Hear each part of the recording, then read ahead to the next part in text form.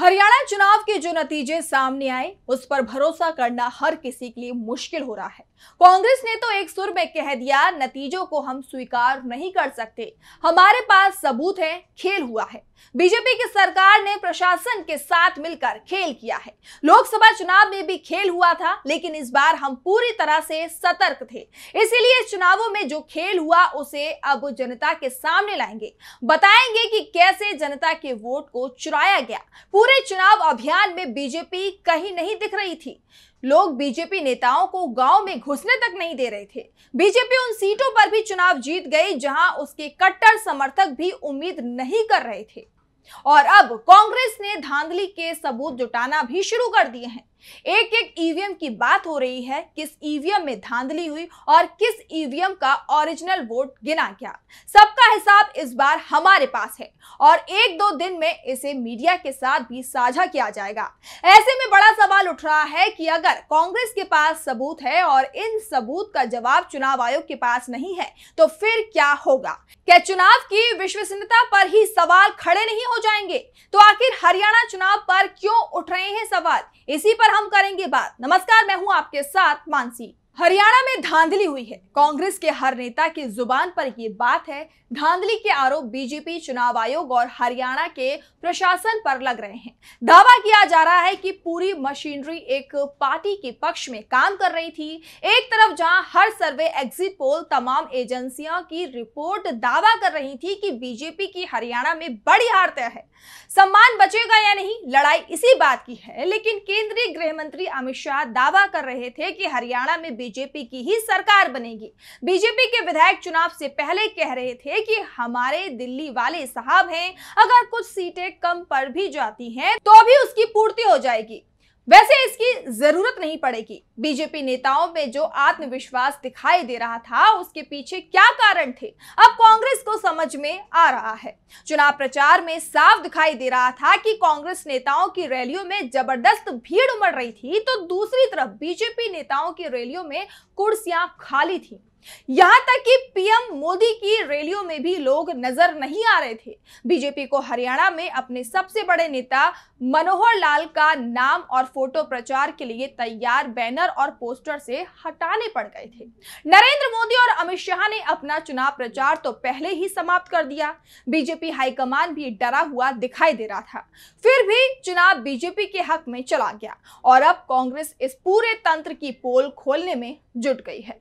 कांग्रेस का दावा है कि कुल 33 सीट ऐसी हैं जहां धांधली की गई है। एग्जिट पोल बता रहे थे कि बीजेपी को 20 सीट मिलना भी मुश्किल है, लेकिन मिली 48। अगर 33 सीट पर धांधली नहीं होती तो बीजेपी को 15-16 सीट ही मिल पाती। यानी हरियाणा में जमीन पर जो स्थिति थी, जिस तरह के एग्जिट पोल सामने आए थे, जो माहौल दिखाई दे रहा था, चुनाव परिणाम उसके उलट सामने आए हैं। कांग्रेस ने जब ये कहा कि हम चुनाव परिणाम स्वीकार नहीं कर सकते, राहुल गांधी ने भी सवाल उठाए, तो चुनाव आयोग ने कांग्रेस नेताओं को मिलने के लिए बुला लिया। कांग्रेस का दल चुनाव आयोग पहुंचा तो सबूत थे, वो सौंपे। इस दौरान कांग्रेस नेता पवन खेड़ा ने कहा, आज केसी वेणुगोपाल जी, अशोक गहलोत जी, अजय माकन जी, चौधरी भूपेंद्र सिंह हुड्डा जी, जयराम रमेश जी, उदय भान जी और सिंघवी साहब भी थे, वो ऑनलाइन जुड़े। इलेक्शन कमीशन को हमने अवगत कराया। करीब 20 शिकायतें जो हमारे पास आई हैं, उनमें से 7 लिखित शिकायतें जो अभी आई हैं 7 कॉन्स्टिट्यूएंसीज से, जिसमें बैटरीज का खास तौर पे जो 99% बैटरीज दिखा रही थी काउंटिंग के दिन, और बाकी मशीनें जो सामान्य थी वो 60-70% दिखा रही थी। उससे हमने चुनाव आयोग को अवगत कराया और चुनाव आयोग ने हमें ये आश्वासन दिया है, क्योंकि माकन जी ने और सिंघवी साहब ने एक मांग रखी कि वो तमाम मशीनें जिनके बारे में आज जिक्र किया है, शिकायत की है, उन मशीनों को सील कर दिया जाए, सिक्योर कर दिया जाए, जब तक इसकी जांच पूरी नहीं हो जाती। हमने चुनाव आयोग को ये भी कहा कि अगले 48 घंटे में हम बाकी शिकायतें जो हमारी एकत्रित हो रही हैं, हरियाणा प्रदेश कांग्रेस कमेटी के अध्यक्ष उदय भान जी इकट्ठी कर रहे हैं, वो तमाम शिकायतें भी हम अगले 48 घंटे में उपलब्ध करा देंगे चुनाव आयोग को, और उसके बाद वो सारी मशीनें सिक्योर कर दी जानी चाहिए ताकि उससे कोई छेड़ाछाड़ी न हो सके जब तक जांच पूरी नहीं हो जाती। और कोई सवाल? चुनाव आयोग ने हमें आश्वासन दिया है कि वो इस पूरे मामले को देखेंगे और उसका जवाब हमें लिखित में हर बिंदु का, हर कॉन्स्टिट्यूएंसी का अपने रिटर्निंग ऑफिसर से सलाह करके हमें वो जवाब देंगे। सर, इलेक्शन कमीशन ने एक लेटर भी लिखा था कांग्रेस प्रेसिडेंट को, जिसमें उन्होंने कहा है कि 20 विधानसभाओं से शिकायतें आई हैं, 7 से पूरे दस्तावेज आए हैं और वो दस्तावेज अभी हम आपके सामने आपको जारी भी करने वाले हैं, जिसमें करनाल है, डबवाली है, रेवाड़ी है, पानीपत सिटी है, होडल है, कालका है और नारनौल है। ये तो जो लिखित जो दस्तावेजों के साथ जो हमने दिए दस्तावेज हैं, ये साथ हम वहाँ दे चुके हैं, लेकिन अभी 13 और हैं जो शिकायतें आ रही हैं और वो भी हम अगले 48 घंटे में दे देंगे। इससे पहले छत्तीसगढ़ का भी पूरा मसला जो राजनांदगांव है, अलग कॉन्स्टिट्यूएंसीज हैं, वो भी इसी तरह की कंप्लेंट्स थी, उसका भी हमने इन्हें फिर से स्मरण कराया।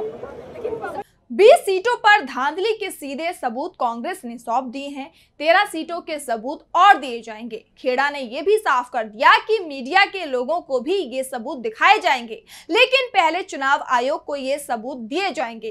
कांग्रेस ने इस बार आर पार की लड़ाई छेड़ दी है, साफ कर दिया है कि हम इस तरह के परिणाम स्वीकार करने को तैयार नहीं हैं। अब सवाल ये भी उठ रहे हैं कि अगर कांग्रेस के सबूतों में दम होता है तो चुनाव आयोग क्या करेगा। खेड़ा ने तो बड़ी मांग भी कर दी है। उन्होंने कहा कि जिन ईवीएम पर हमने सवाल उठाए हैं, जिनमें गड़बड़ी की आशंका है, उन्हें सील कर दिया जाना चाहिए। बीजेपी भले ही सरकार बनाने की बात कर रही हो, लेकिन ये सरकार जनमत की सरकार नहीं है, तंत्र से बनी सरकार है। कांग्रेस एक बार फिर चुनाव आयोग जाने की तैयारी कर रही है और सबूत दिए जाएंगे। ऐसे में गेंद अब एक बार फिर से चुनाव आयोग के पाले में है। दरअसल कांग्रेस नेता चाहते हैं कि जिन ईवीएम में उन्हें गड़बड़ी का शक है, उन्हें ईवीएम की वीवीपैट की काउंटिंग भी कराई जाए। आखिर जिन ईवीएम की बैटरी 99% चार्ज थी, उन ईवीएम में ही बीजेपी क्यों जीती? अगर बीजेपी के पक्ष में जनमत था तो जहां ईवीएम की बैटरी कम चार्ज थी, उसे वहां भी जीतना चाहिए था। सवाल लगातार उठ रहे हैं और कई सवाल तो ऐसे हैं जिनके जवाब अभी तक कांग्रेस नेताओं को नहीं मिले हैं। कांग्रेस के नेता ही नहीं बल्कि हरियाणा में भी इस बात की चर्चा है कि आखिर बीजेपी चुनाव कैसे जीत गई, जबकि उसके खुद के नेताओं को ही इसका भरोसा नहीं था।